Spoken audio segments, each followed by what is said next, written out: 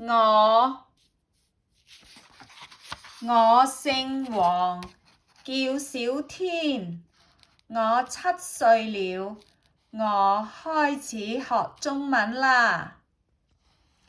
我在安娜拜學校上中文課，我有4個同學。我的中文老師是輪子老師，我們也可以叫他彭老師。上課了，我們說老師你好，老師說同學們好。上課時，老師教了我漢字，我說謝謝，老師說不客氣。下課了，我們說謝謝老師，再見。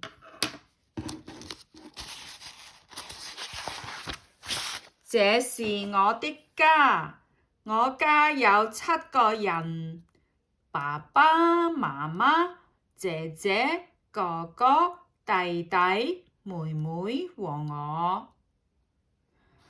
他是我爸爸，他38歲，他是警察。他是我媽媽，她40歲，她不是老師，她是醫生。這是我姐姐，她9歲，她是小學生。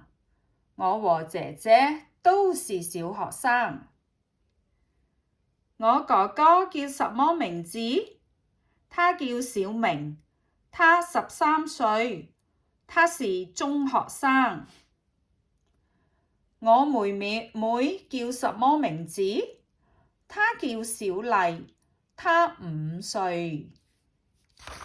我弟弟叫什麼名字？他叫小華，他3歲。弟弟和妹妹不是學生，他們去幼兒園。他們是我的爺爺和奶奶，他們很老了。他們是我的外公和外婆。這是我的叔叔，他也是警察。我愛我家，我們在一起很開心。